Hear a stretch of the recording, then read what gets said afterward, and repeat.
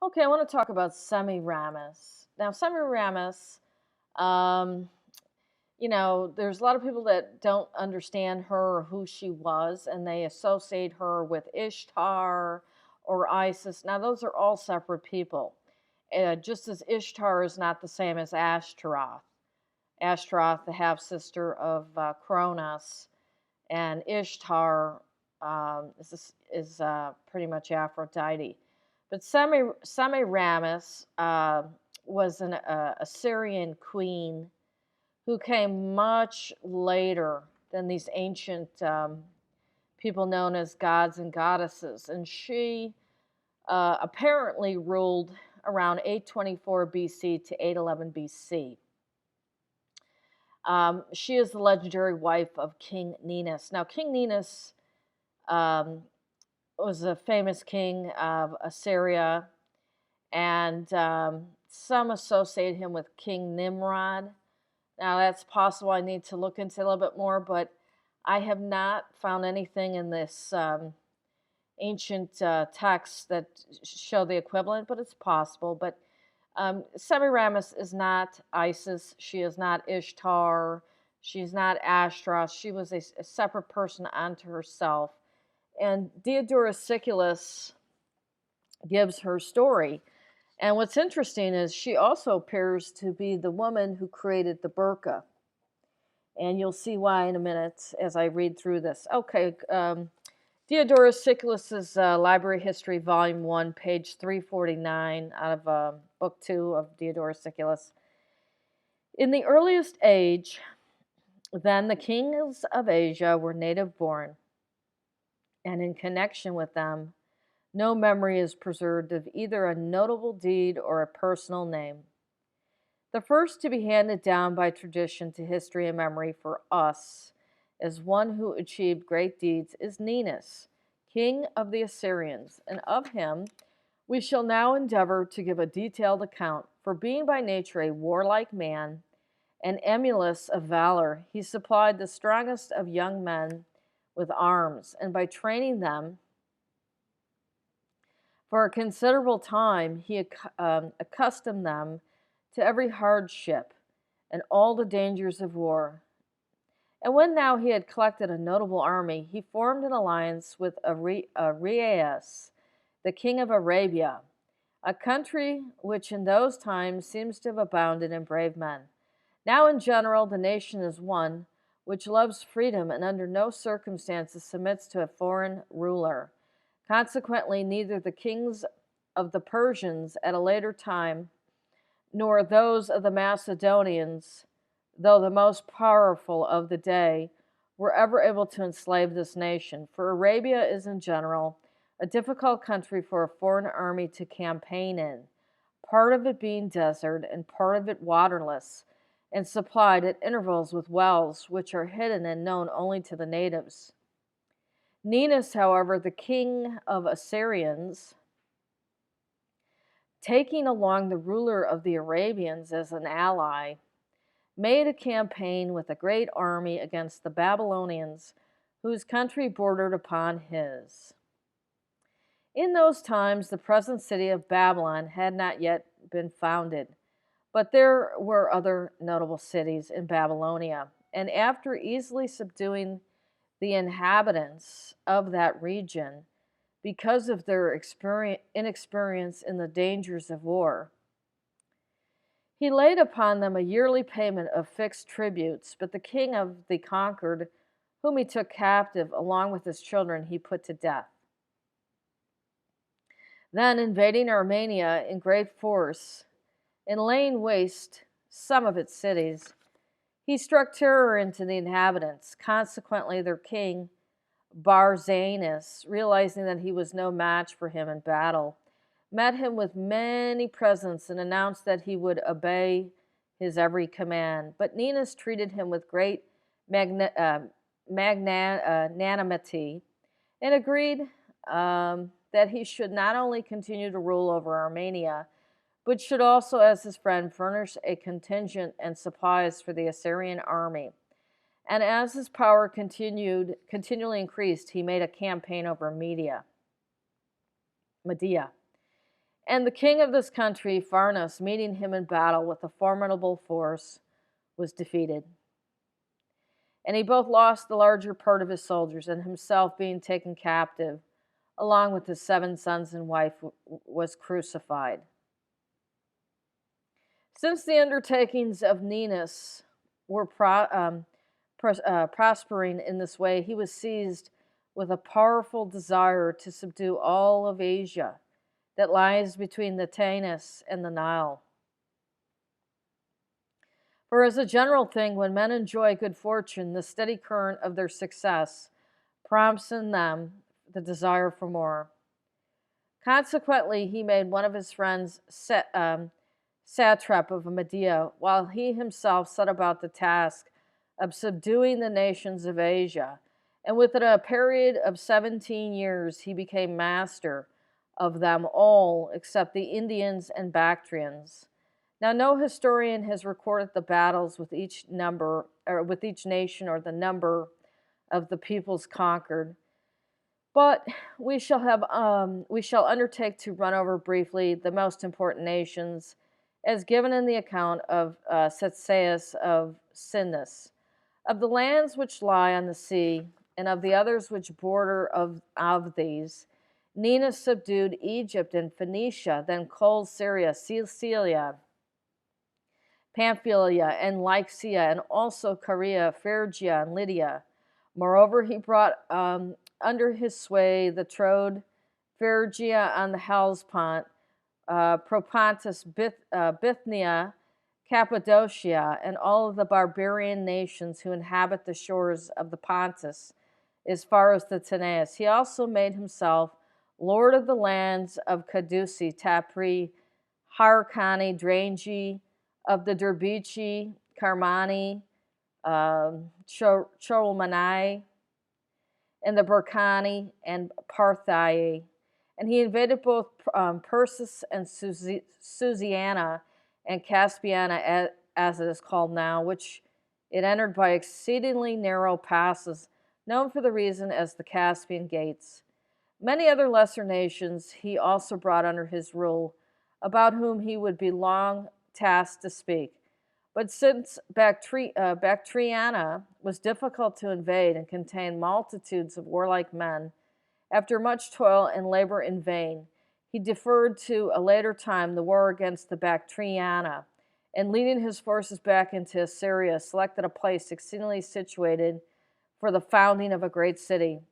For having accomplished deeds more notable than those of any king before him, he was eager to found a city of such magnitude that not only would it be the largest of any which then existed in the whole inhabited world, but also that no other ruler of later time should, if he undertook such a task, find it easy to surpass him.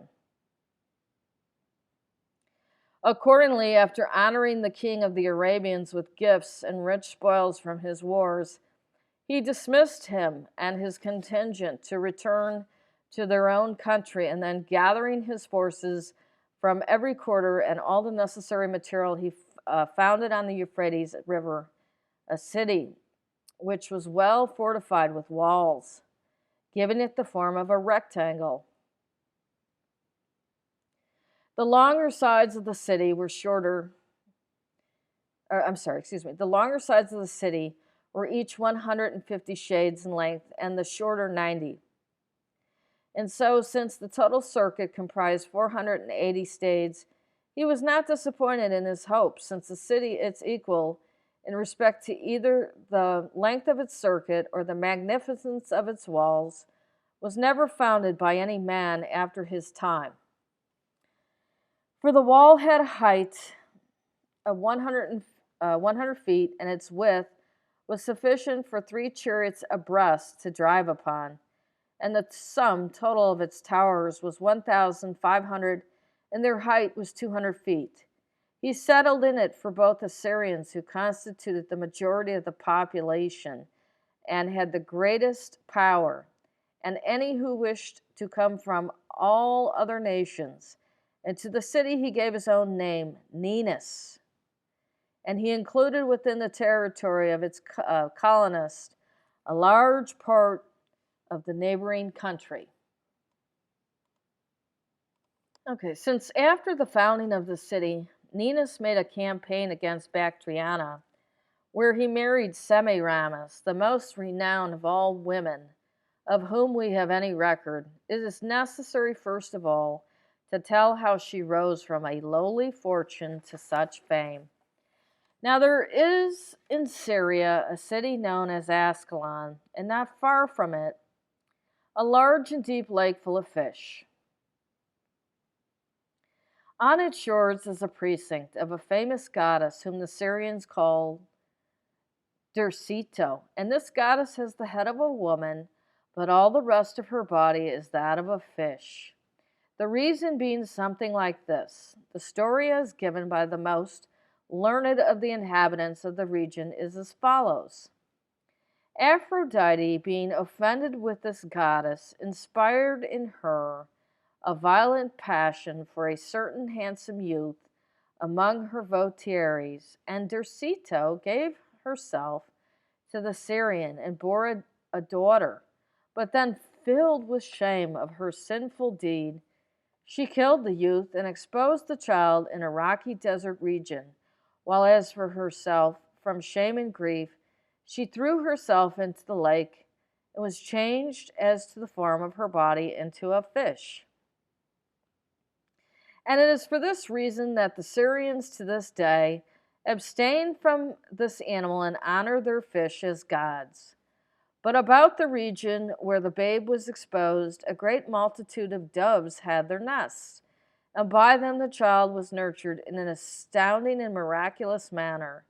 For some of the doves kept the body of the babe warm on all sides by covering it with their wings, while others, when they observed that the cow herds and the other keepers were absent from their nearby steadings, brought milk therefrom in their beaks and fed the babe by putting it drop by drop between its lips. And when this child was a year old, in need of more solid nourishment, the doves, pecking off bits from the cheeses, supplied it with sufficient nourishment. Now, when the keepers returned and saw that the cheeses had been nibbled about the edges, they were astonished at the strange happening. They accordingly kept a lookout, and on discovering the cause, found the infant, which was of surpassing beauty. At once, then, bringing it to their steadings, they turned it over to the keeper of the royal herds, whose name was Semiramis. And Semiramis, being childless, gave every care to the rearing of this girl as his own daughter, and he called her Semiramis, a name slightly altered from the word which in the language of the Syrians means doves, birds, which since that time all the inhabitants of Syria had continued to honor as goddesses. Such, then, is in substance the story that is told about the birth of Semiramis, and when she had already come to the age of marriage and far surpassed all the other maidens in beauty, an officer was sent from the king's court to inspect the royal herds. His name was Onus, and he stood first among the members of the king's council, and had been appointed governor over all Syria. He stopped with Semiramis, and on seeing Semiramis was captivated by her beauty. Consequently, he earnestly entreated Semiramis to give him the maiden in lawful marriage, and took her off to Ninus, where he married her and begat two sons, Hypates and Hydaspes. And since the other qualities of Semiramis were in keeping with the beauty of her countenance, it turned out that her husband became completely enslaved by her, and since he would do nothing without her advice, he prospered in everything. It was at just this time that the king, now that he had completed the founding of the city which bore his name, undertook his campaign against the Bactrians.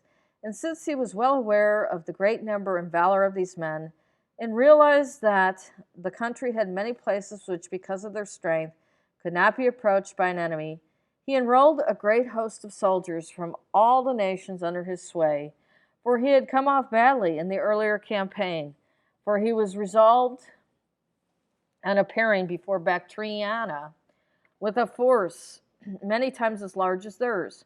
Accordingly, after the army had been assembled from every source, it numbered, as Ctesias had stated in his history, 1,700,000 foot soldiers, 210,000 cavalry, and slightly less than 10,600 sigh-bearing chariots. Now, at first hearing, the great size of the army is incredible, but it will not seem at all impossible to any who consider the great extent of Asia and the vast numbers of the people who inhabit it. For if a man, disregarding the campaign of Darius against the Scythians, with 800,000 men, and the crossing made by Xerxes against Greece with a host beyond number, should consider the events which have taken place in Europe only yesterday or the day before, he would the more quickly come to regard the statement as credible. In Sicily, for instance, Dionysius, okay, that's a different Dionysius, it's not the same as Dionysius of old, led forth on his campaigns from the single city of the Syracusans 120,000 foot soldiers and 12,000 cavalry. And from a single harbor, 400 warships, some of which were quadrimes and quinqueremes. And the Romans, a little before that time of Hannibal, foreseeing the magnitude of the war, enrolled all the men in Italy who were fit for military service, both citizens and allies, and the total sum of them fell only a little short of 1 million. And yet, as regards the number of inhabitants, a man would not compare all Italy with a single one of the nations of Asia. Let these facts then be sufficient reply on our part to those who try to estimate the populations of the nations of Asia in ancient times, on the strength of inferences drawn from the desolation which at the present time prevails in the city. Now Ninus, in his campaign against Bactriana with so far a force, was compelled, because access to the country was difficult and the passes were narrow, and advanced his army in divisions. For the country of Bactriana, though there were many large cities for the people to dwell in, had one which was the most famous, this being the city containing the royal palace. It was called Bactra, and in the size and in the strength of the Acropolis was by far the first of them all. The king of the country, Axiartus, had enrolled all the men of military age, and they had been gathered to the number of 400,000. So taking this force with him and meeting the enemy of the passes, he allowed a division of the army of Ninus to enter the country, and when he thought that a sufficient number of the enemy had debouched into the plain, he drew out his own forces in battle order. A fierce struggle then ensued, in which the Bactrians put the Assyrians to flight, and pursuing them as far as the mountains which overlooked the field, killed about 100,000 of the enemy.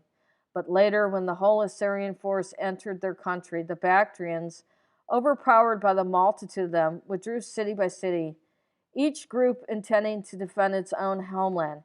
And so Ninus easily subdued all the other cities but Bactra.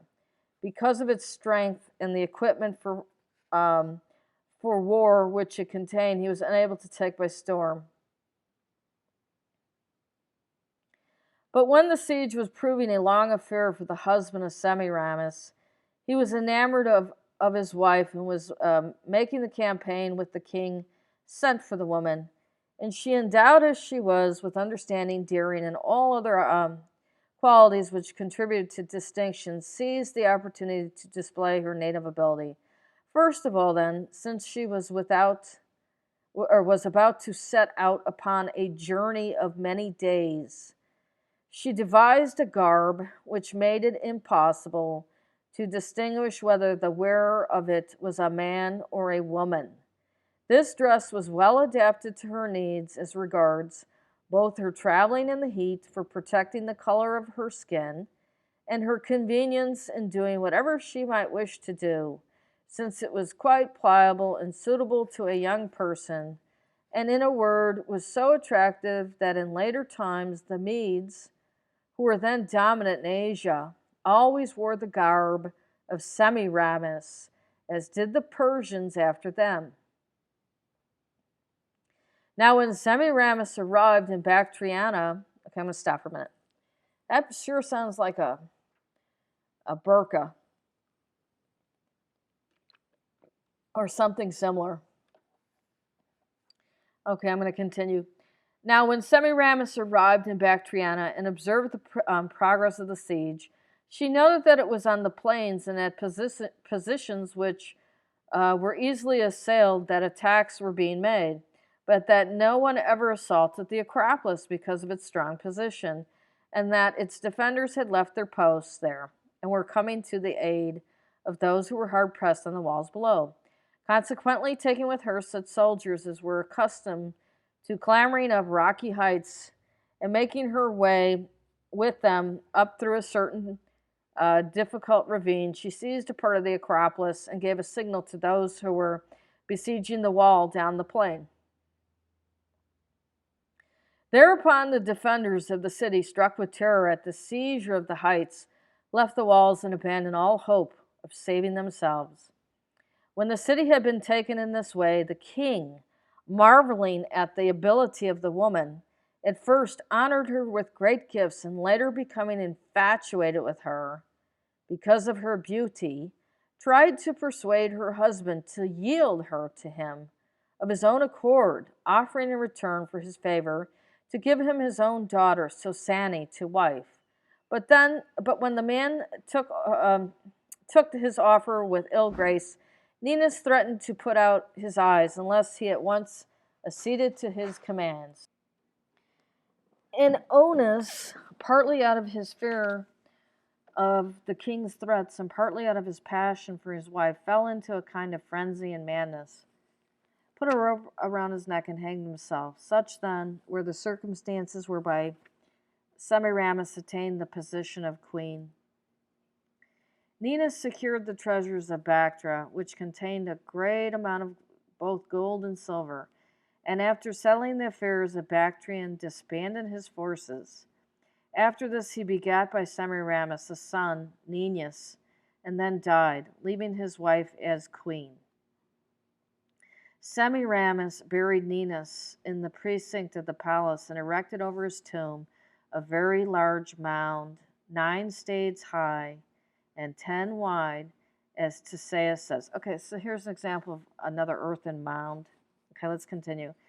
Consequently, since the city lay on a plain along the Euphrates, the mound was visible for a distance of many stades, like an acropolis. And this mound stands, they say, even to this day, though Ninus was razed to the ground by the Medes when they destroyed the empire of the Assyrians. Semiramis, whose nature made her eager for great exploits and ambitious to surpass the fame of her predecessor on the throne, set her mind upon founding a city in Babylonia. And after securing the architects of all the world and skilled artisans, and making all the other necessary preparations, she gathered together from her entire kingdom 2 million men to complete the work.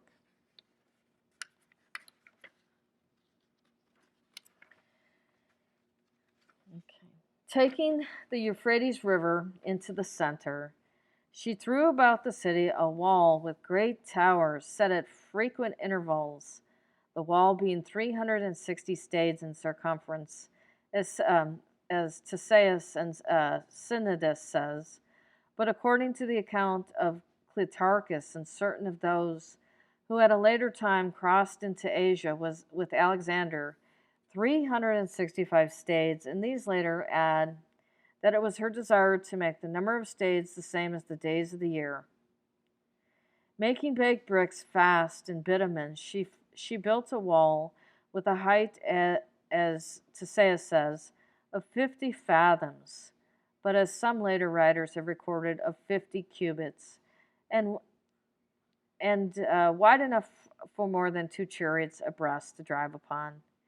And the towers numbered 250, their height and width corresponding to the massive scale of the wall. Now it need occasion no wonder that, considering the great length of the circuit wall, Semiramis constructed a small number of towers.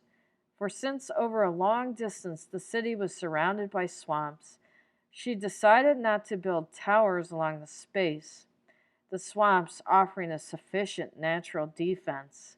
And all along between the dwellings and the walls, a road was left 2 plethora wide.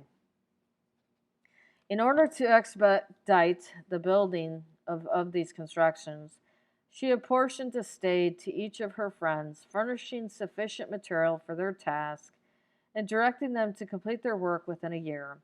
And when they had finished these assignments with great speed, she gratefully accepted their zeal, but she took herself the construction of a bridge, 50 stades long, at the narrowest point of the river, skillfully sinking the piers, which stood 12 feet apart, into its bed, and the stones, which were set firmly together, she bonded with iron cramps, and the joints of the cramps she filled by pouring in lead. Again, before the piers on the side, which would receive the current, she constructed cutwaters, whose sides were rounded to turn off the water, and which gradually diminished to the width of the pier in order that the sharp points of the cutwaters might divide the impetus of the stream, while the rounded sides, yielding to its force, might soften the violence of the river.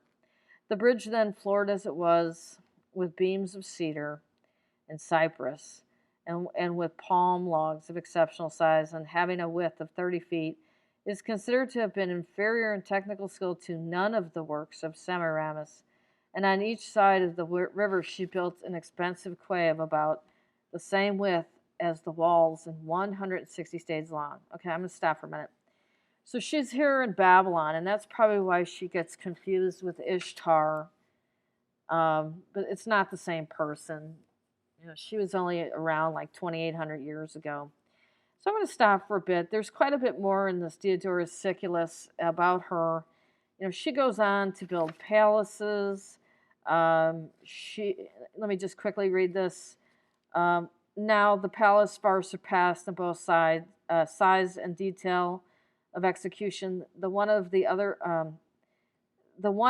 bank of the river. For the circuit wall of the later, made of burned brick, was only 30 stades long, and instead of the ingenious portrayal of animals, it had bronze statues of Ninus and Semiramis and their officers, and one also of Zeus, whom the Babylonians called Belus, and on it were also portrayed both battle scenes and hunts of every kind, which filled those who gazed thereupon with varied emotions of pleasure. Okay, I'm going to stop. Here again, mythological unification theory. Zeus is called Belus by the Babylonians. And, you know, here in Diodorus Siculus's time, he understood that it's the same God and the same gods and goddesses. They just gave them different names in every society. It goes on, it says, and this she built in the center of the city a temple of Zeus, whom we have said the Babylonians called Belus. Okay, Semiramis goes on. She does a lot of buildings. She creates statues to Zeus and Hera and Rhea. And it says there was also, besides the Acropolis, the Hanging Gardens, so it is called, which built not by Semiramis, but by a later Assyrian king to please one of his concubines. Okay, but what happened to all of this that Semiramis had created? You know, she went on, and eventually she gave up everything to her son, and she kind of went on and died in her 60s. And he continued on. The Assyrian kingdom. Now, what happened was that this kingdom went on for quite a while, but there was a descendant of Ninus, and it's Sardanapalus, and it just says, let me read this: Sardanapalus, the 30th in succession from Ninus, who founded the empire, and the last king of the Assyrians, outdid all his predecessors in luxury and sluggishness, for not to mention the fact that he was not seen by any man.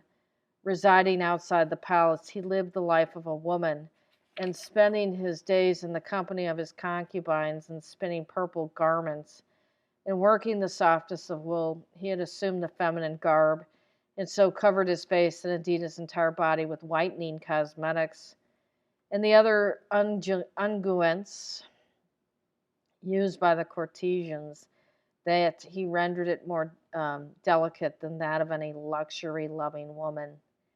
He also took care to make even his voice be like that of a woman's. And at his carousels, not only to indulge regularly in those drinks and viands which could offer the greatest pleasure, but also to pursue the delights of love with men as well as women, for he practiced sexual indulgence of both kinds without restraint, showing not the least concern for the disgrace attending such conduct. Okay, it continues on. It says, because he was a man of this character, not only did he end his life in a disgraceful manner, but he caused the total destruction of the Assyrian Empire, which had endured longer than any other known to history. So this sluggish bisexual who wouldn't defend the kingdom caused its end after 30 generations, the 30th from King Ninus, who created it. Yeah, 30th in succession from Ninus. So that was the end of the Assyrian Empire.